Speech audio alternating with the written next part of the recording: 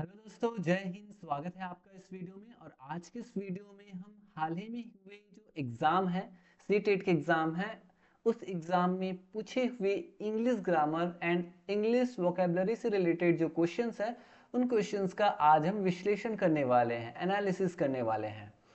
तो स्टार्ट करते हैं। वैसे तो बहुत सारे क्वेश्चन से जो सीडीपी से भी पूछे गए थे, बट हाँ, आज हम English grammar and English vocabulary से रिलेटेड जो क्वेश्चंस है, उन्हीं क्वेश्चंस का आज हम एनालिसिस करेंगे। तो स्टार्ट करते हैं। फर्स्ट क्वेश्चन है, identify the clause in the underline part of the sentence. यहाँ पे सेंटेंस दिया हुआ है और सेंटेंस में हमें क्या करना है, आइडेंटिफाई करना है। किसको आइडेंटिफाई करना है? क्लॉज को। कि क्लॉज है तो वो कौन सा क्लॉज है। ठीक है, क्लॉज जिसे हिंदी में क्या कहते हैं? उपवाक्य कहते हैं। क्या कहते हैं इसे? उपवाक्य। यानी वाक्य का छोटा भाग होता है, हिस्सा होता है। ठीक है, तो देखिए, when a few minutes had passed he stopped feeling sleepy। अब यहाँ पे जो अंडरलाइन वर्ड है, when a few minutes had passed, जब कुछ मिनट जो है वो पास हो चुका था, तब क्या हुआ? ही स्टॉप्ड फीलिंग स्लीपी, यानी उसको नींद आना बंद हो गया। तो ये कौन सा क्लॉज है? क्लॉज के क्लास में मैंने बताया था कि क्लॉज क्या होता है, इसके कौन कौन से टाइप्स होते हैं, कैसे हम पहचानते हैं। अगर आपने उस वीडियो को नहीं देखा है तो एक बार आप जरूर देख सकते हैं। ठीक है, तो सबसे पहले आपको जानना होगा कि क्लॉज होता क्या है। क्लॉज इट मीन्स जहाँ पे सब्जेक्ट और वर्ब का कॉम्बिनेशन हो, यानी जिसमें एक सब्जेक्ट और एक वर्ब होनी चाहिए, या सब्जेक्ट और प्रेडिकेट होनी चाहिए, यानी कर्ता और विधेय, उसे हम क्या कहते हैं? क्लॉज कहते हैं। ठीक है, तो देखिए कौन किस टाइप का क्लॉज है ये? प्रिंसिपल क्लॉज है, या एडवर्ब क्लॉज है, या एडवर्बियल जिसे बोलते हैं, एडजेक्टिव क्लॉज या एडजेक्टिवल क्लॉज, और एक है नाउन क्लॉज। तो किस टाइप का क्लॉज है ये? तो ये है आपका एडवर्बियल क्लॉज या एडवर्ब क्लॉज, यानी कि ऑप्शन 2 जो है इसका सही आंसर। अब ये ऐसा क्यों है? तो देखिए, ये वाला जो पार्ट है ना, ही स्टॉप्ड फीलिंग स्लीपी, उसने उसे नींद आना बंद हो गया। तो ये जो है ना, या उसे नींद महसूस होना बंद हो गया, तो ये इंडिपेंडेंट है, ये मेन है, प्रिंसिपल है, क्योंकि ये किसी पे डिपेंड नहीं है। अब यहाँ पे जो वर्ब दिया हुआ है, ये जो वर्ब दी हुई है ना, स्टॉप्ड, उसने बंद या बंद हो गया, बंद किया, इस वर्ब को ये डिफाइन कर रहा है। When a few minutes had passed, जब कुछ समय या कुछ जो मिनट है वो पास हुआ, गुजरा, है ना, तब ये स्टॉप हुआ, ही स्टॉप्ड फीलिंग स्लीपी। तो ये जो पूरा पार्ट है वो कहीं ना कहीं इस वर्ब को क्या कर रहा है? मॉडिफाई कर रहा है, इस वर्ब को डिफाइन कर रहा है, यानी कि वो एक एडवर्ब की तरह काम कर रहा है, इसलिए एडवर्बियल क्लॉज है। अगर कोई क्लॉज है वो एडजेक्टिव की तरह वर्क करता है तो वो एडजेक्टिव या एडजेक्टिवल क्लॉज हो जाता है। अगर कोई नाउन की तरह काम करता है तो वो नाउन क्लॉज हो जाता है। अगर वो इंडिपेंडेंटली यूज होता है ना, किसी पे डिपेंड नहीं होता, तो वो होता है प्रिंसिपल क्लॉज। आया समझ में? प्रिंसिपल क्लॉज यानी कि जो इंडिपेंडेंट है, आजाद है। प्रिंसिपल आजाद रहते हैं ना, यानी मेन होता है, वो किसी पे डिपेंड नहीं होगा। प्रिंसिपल वो होता है, और उस पर डिपेंड कौन होगा? जो डिपेंडेंट है। जैसे कि स्कूल में टीचर प्रिंसिपल पे डिपेंड होंगे, है ना, एक तरह से। तो ऐसे समझ सकते हैं। तो प्रिंसिपल या मेन क्लॉज जो किसी पे डिपेंड ना हो, और ये जो बाकी वो डिपेंड होगा, और वो कहीं ना कहीं इस नाम से स्पष्ट है। जो एडवर्ब की तरह काम करे वो एडवर्बियल क्लॉज, जो एडजेक्टिव की तरह काम करे वो एडजेक्टिव क्लॉज, जो नाउन की तरह काम करे वो नाउन क्लॉज। एडवर्ब मतलब क्रिया विशेषण, एडजेक्टिव यानी विशेषण, नाउन मतलब संज्ञा। नेक्स्ट देखिए, यहां पे भी वही काम करना है। Identify the clause in the underlined part of the sentence.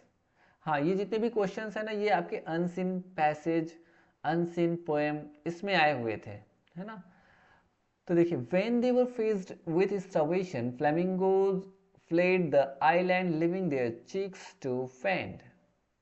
मतलब यहाँ पे ये बोला जा रहा है कि जब उन्होंने स्टार्वेशन को फेस किया, जब उन्होंने भूखमरी को फेस किया, तब उसने क्या किया, उन्होंने क्या किया? फ्लेमिंगो यानी बर्ड, बहुत सारे जो बर्ड बर्ड है, बर्ड का नाम है फ्लेमिंगो।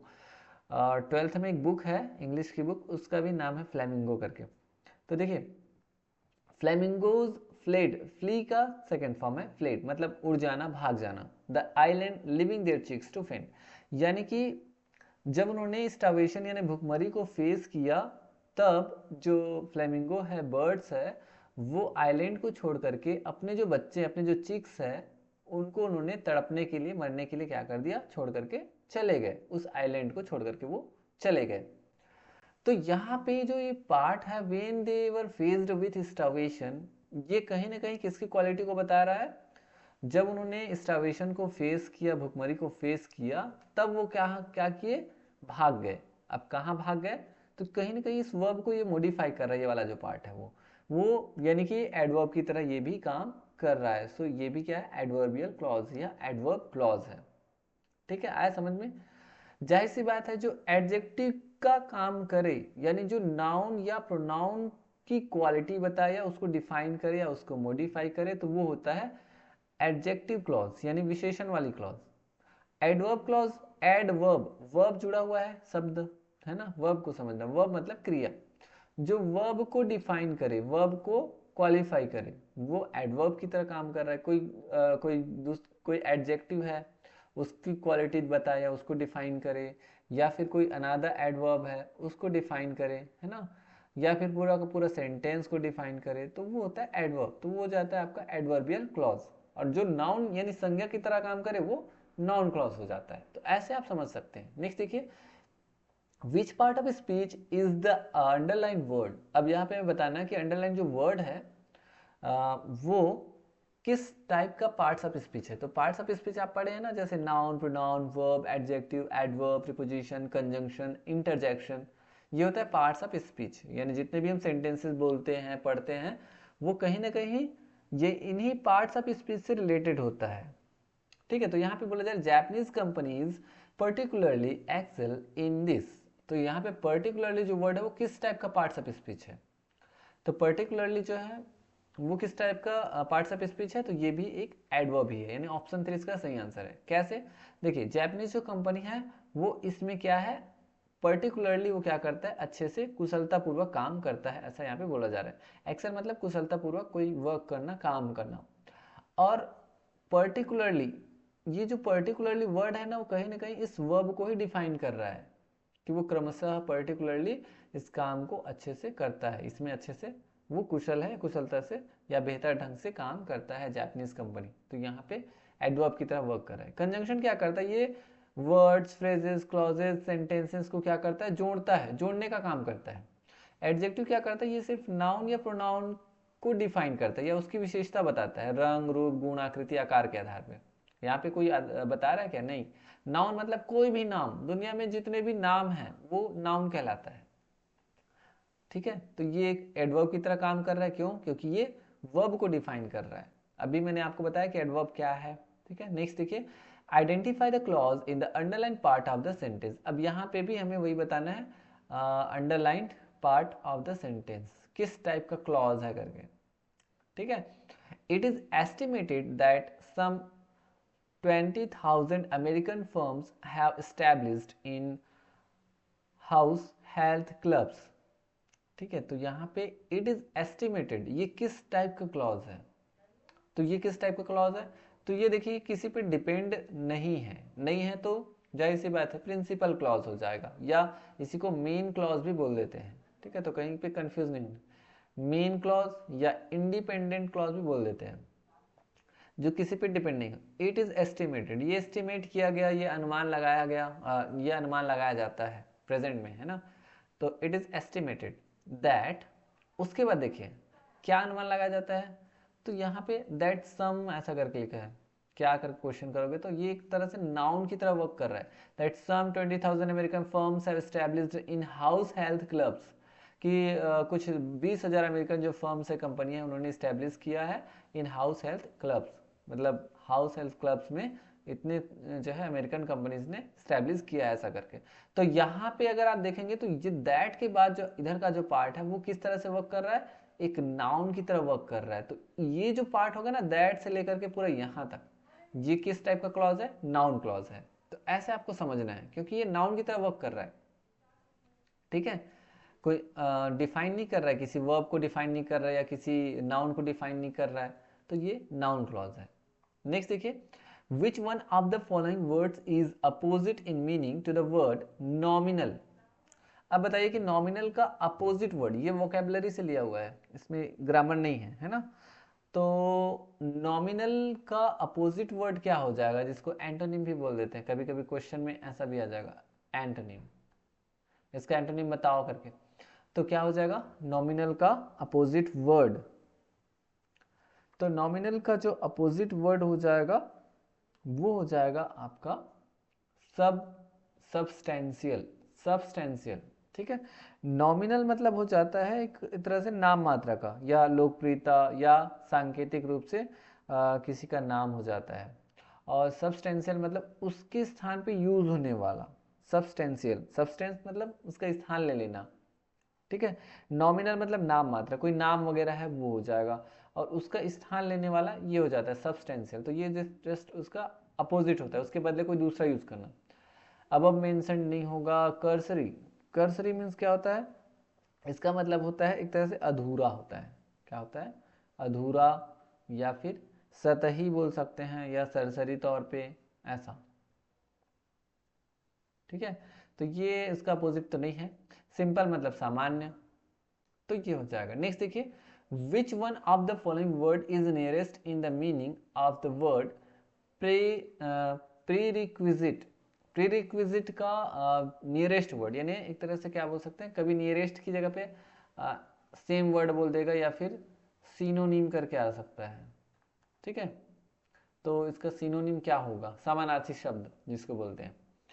तो क्या हो जाएगा यहाँ पे, तो प्रीरिक्विजिट, प्रीरिक्विजिट का क्या हो जाएगा, तो देखिए सेकेंडरी मतलब दूसरी, द्वितीय, अननेसेसरी मतलब जो जरूरी नहीं है, रिक्वायर्ड मतलब जो जरूरी है, ऑप्शनल मतलब जो ऑप्शन में है, मतलब वैकल्पिक जिसको बोल सकते हैं, वैकल्पिक।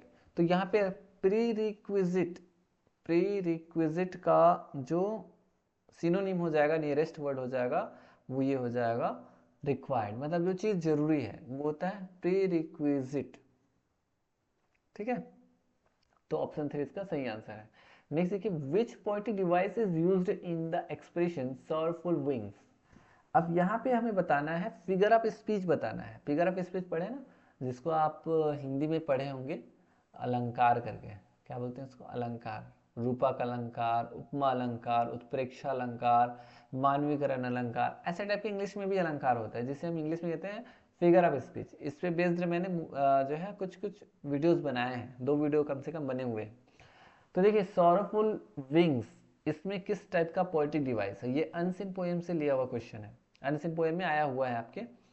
तो क्या आ जाएगा, सोरफुल विंग्स में किस टाइप का parts of figure of speech है, तो वो है आपका ट्रांसफर्ड एपिथेट। क्या है, ट्रांसफर्ड एपिथेट। अब देखिए ट्रांसफर्ड एपिथेट क्या होता है।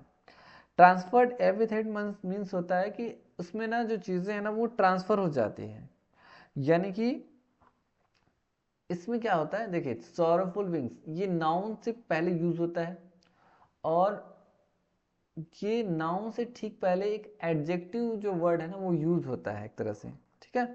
यानी कि अगर आप इसकी डेफिनेशन की बात करें, तो इसमें जो है ना नाउन से ठीक पहले कोई वर्ड यूज होता है जो एडजेक्टिव ही होता है, एडजेक्टिव की तरह यूज होता है, जो उसकी क्वालिटी को डिफाइन करता है। जैसे विंग्स है, तो विंग्स पंख है, सोरफुल, सोरफुल मीन्स दुख से भरा हुआ, तो दुख से भरा हुआ विंग्स, या दुख से भरा हुआ उड़ान भी होता है, इसका मतलब विंग मतलब उड़ान, ठीक है। दुख से भरी हुई जो उड़ान है ऐसा करके, या पंख। तो इस तरह से ये नाउन है, और इस नाउन से ठीक पहले ये एडजेक्टिव की तरह ये जो वर्ड यूज हुआ है, तो इस तरह से यूज होता है, उसे क्या कहते हैं, ट्रांसफर एपिथेट बोलते हैं, जिसमें एपिथेट यानी कि जो एडजेक्टिव है वो एक तरह से फीलिंग को क्या करता है, ट्रांसफर करता है। पर्सोनिफिकेशन ये क्या होता है, मानवीकरण अलंकार होता है। इसमें जो निर्जीव चीजें हैं ना, नॉन लिविंग थिंग्स है, उसको ऐसा दिखाया जाता है कि वो मानव की तरह एक्टिविटी कर रहा है ना, इसीलिए इसको बोलते हैं मानवीकरण अलंकार कहते हैं। मेटाफर और सिमिली तो लगभग सेम है, इसमें हम कंपैरिजन करते हैं दो डिफरेंट थिंग में, और या उनकी एक्टिविटी में। और सिमिली में क्या होता है, इसमें हम एज या फिर लाइक वर्ड यूज करते हैं, जबकि मेटाफर में एज या लाइक वर्ड यूज नहीं करते, हम सीधा डायरेक्ट उसे बोलते हैं, जैसे अगर कोई हीरो के जैसे दिख रहा है, अक्षय कुमार जैसे दिख रहा है, तो वो बोलेंगे कि वो अक्षय कुमार जैसे दिखता है, he looks like like Akshay Kumar, like.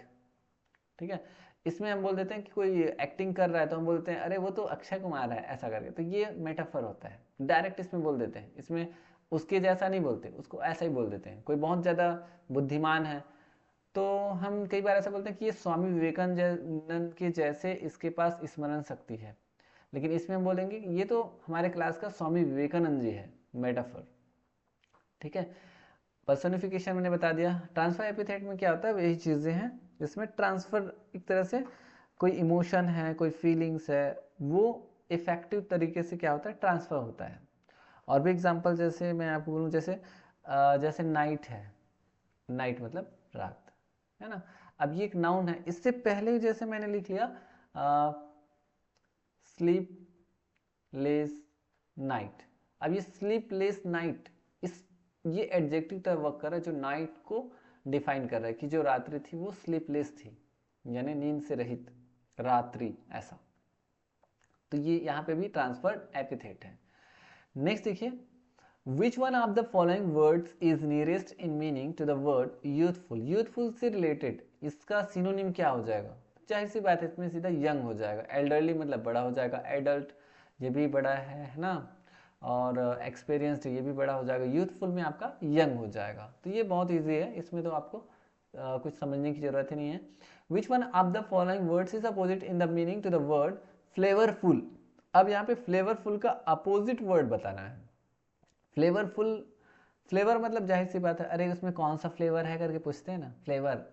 हाँ, ऑरेंज फ्लेवर है, एप्पल का फ्लेवर है, इसका फ्लेवर है, उसका फ्लेवर है, पाइनएप्पल का फ्लेवर है।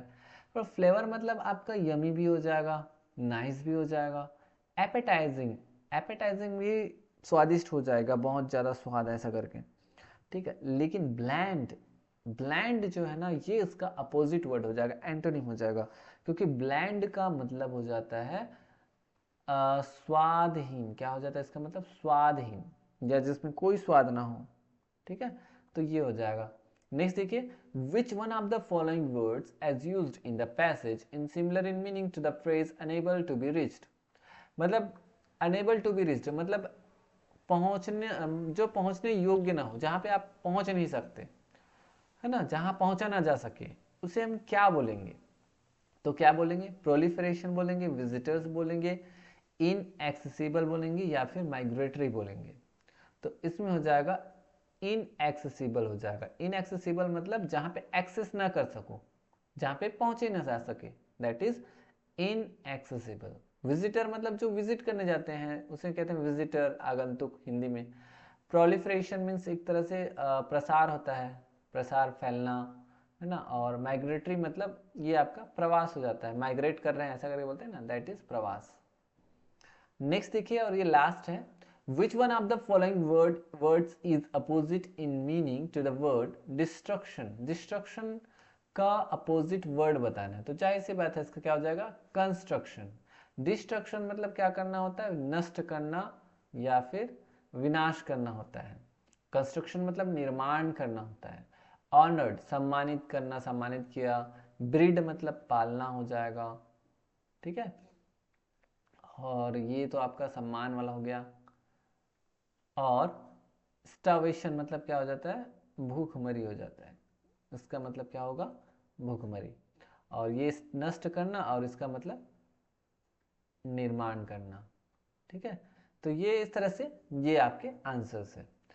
तो इस तरह से दोस्तों आज के इस वीडियो में हमने इंपॉर्टेंट जो क्वेश्चंस है, इंग्लिश ग्रामर के क्वेश्चंस एंड इंग्लिश वोकेबलरी के क्वेश्चंस, इन क्वेश्चंस का आज हमने एनालिसिस कर लिया है। आई होप कि आपको आज की जो क्लास है वो काफ़ी अच्छे से पसंद आई होगी। तो मिलेंगे नेक्स्ट वीडियो लेक्चर में, तब तक के लिए आप पढ़ाई जारी रखिए एंड थैंक यू।